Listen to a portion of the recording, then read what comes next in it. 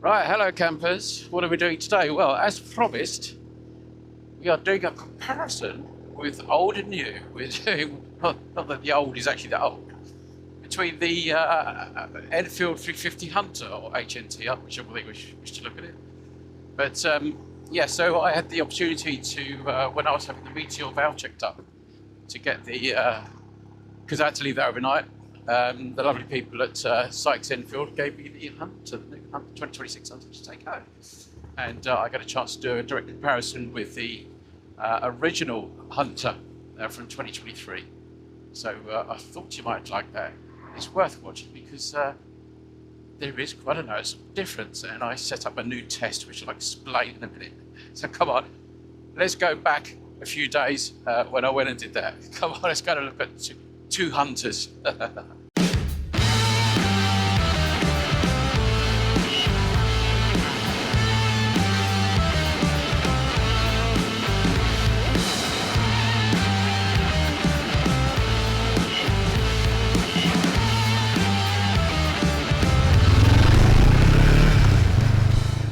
Right then, so here we are, the new 2026 Hunter and one of the originals, which are 23 plates. So I thought it'd be really interesting just to have a look and see what the actual cosmetics difference are first, because the main thing that people will see, and Enfield are really good at this, is updating their colour schemes, and I think they've sort of brightened them up a little bit, you know, added a few extra colours into their colours, haven't they, really, into their tanks and stuff. But I think for me, I don't think that colour's ever been bettered.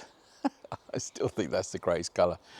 But there are some, when I picked the bike up earlier today, and they got a fantastic, I mean, Enfield is so good at just, who their design studio is, I don't know, because they'll do some colours and just think, wow, who thought of doing that?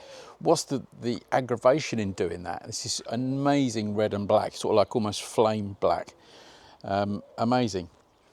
But the actual overall fixtures and fittings on the bike are pretty much identical. I can't really see any major changes going on here. I think with the different colour options, you might get silvered suspension tops. We've got black on that, but that just suits that bike. But everything else, I don't see any difference in the lights and bits and pieces like that. I think they're all very, very similar. But what I thought was worth checking though was just in that 3-year period, has there been a change in, say, the quality of the welding and stuff like that? And I thought we'd have a quick look at that now. I think this is always the telling part of these Enfields in general. Is this front of the frame where it meets the headstock and stuff. And I did always think that this was coming at a time when Enfield were, you know, really ramping up production of bikes. You know, we've come after the 411 Hemi and this sort of stuff. And I still think that's pretty, you know, I like we call it bird puppy, but it's not the greatest, is it? And when you've got it in a sort of gloss finish, it catches the light and doesn't look so good. But, you know, it's functional and it does the job. So let's see what this is like on the new one. So this is the old one. Let's have a look at the new one. Yeah, I think you can see the difference in that. I think there's quite a big difference in the overall finish of that. I think that's quite a bit better. They've learned, haven't they, what they've been doing, you know, to improve. They're small things, aren't they? But they make a big impact if you get it right. And I think that is definitely better. In terms of everything else, you know, there's no real difference to all the other bits and pieces you have on the bike. Again, that Enfield are still great at painting tanks and all that shit. But one thing I would say about Enfield, though, I do think their paint finishes are a bit thin. I can't measure that. I don't know. You can get, I think, gauges to check the depth of paint. But I do tend to find, particularly on my classic 350 and the Meteor, that the tanks scratch very easily. And I've not had that on my other bikes, things like my Gutsy and stuff like that, where I've had the same, like tank bags and stuff. I'm not getting the scratches, but I think you have to be quite careful with putting things like tank bags and that on your Enfields, because I think the paints are a little bit thin. But that's just my observation with it. So the next thing I think we should get them out on the road, because that is where there is a difference, and it's quite a major difference between the two. And it's one of the reasons why I decided to actually grab one of these if I could, because I know when I did three-way comparison between this, the GB350, and the Bantam, that I was quite harsh in the along with it. The suspension on the original Hunter, I think it's just a little bit too stiff really for my liking, and to be really comfortable for me. So, and people saying, well, the suspension's different on the new Hunter, and I'm thinking, well, can it be that different? So what I've had to do, I've had to employ a testing syndrome, which is actually the Stornello test, and but I need to go out on the road to talk about that and tell you how the Stornello test actually works. Come on, let's get on the road and we can have a chat about riding the bike as well. Right then, so let's get on with the Stornello test. And I hear you all saying, geez, Paul, what's the Stornello test? Well, I'm going to tell you. So at the laboratories at the Two-Wheel Rider Centre back at Billingshurst, we developed this test with many technicians and slide rules. And it actually works like this. So when you go over a bump, okay, on a bike and to test suspension, the Stornello test, the gauge will either go, ow, or ooh, depending on the variance of pain. And obviously, the reason it's called the Stornello test, because the Stornello, the Moto Guzzi Stornello, was very painful. And that was always a, like that sort of thing. So, where did the original Hunter score on the Stornello test? Well, under most circumstances of drain covers, small lumps in the middle of the road, it was always a, oh, you know, more of a, oh, fucker, you know, that sort of thing really. So, medium, not shockingly bad, not easy, but just a little bit, oh, that sort of thing, you know. Occasional high-pitched screaming could be heard. So, where does the new Hunter come out in this? Well, I'll tell you where that comes out on the Stornello test and on the Stornello gauge. Here's a few bumps. This is my little bumpy road test road, and I'm going over a few bumps now, and it's actually a, oh,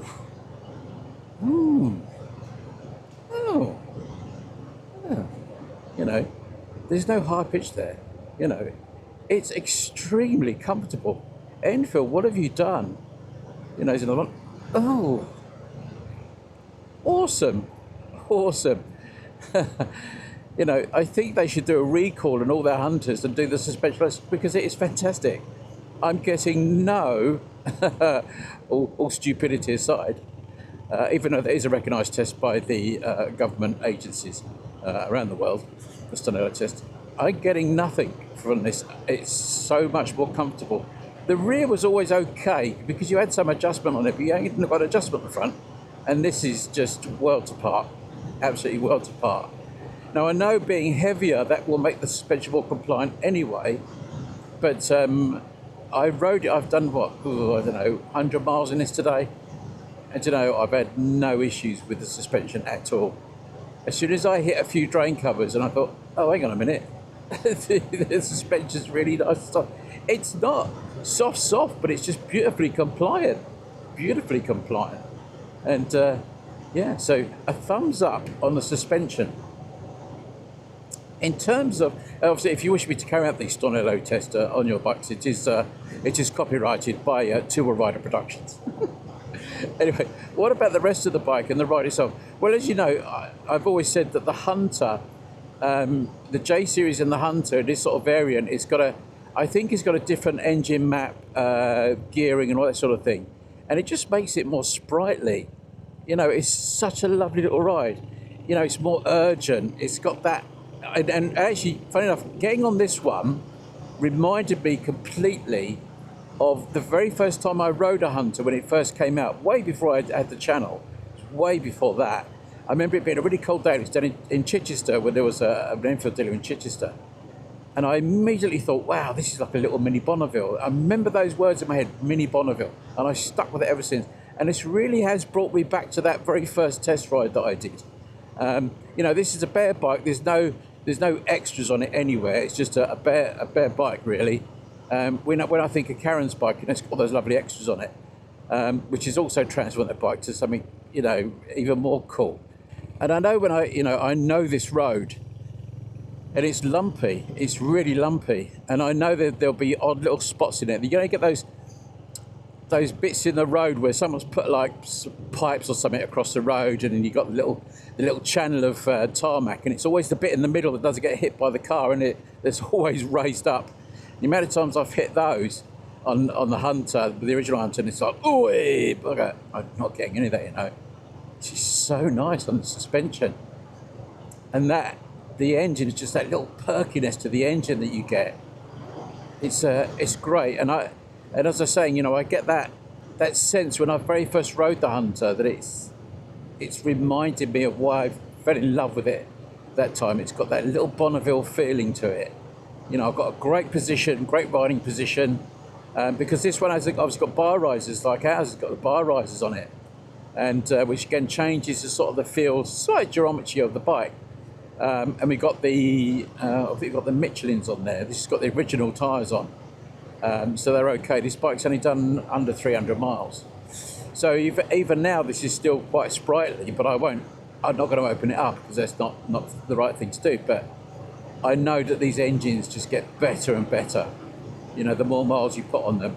And I'm also a bit of an advocate, as you know, for my Classic 350 because it's got the DNA filter on it.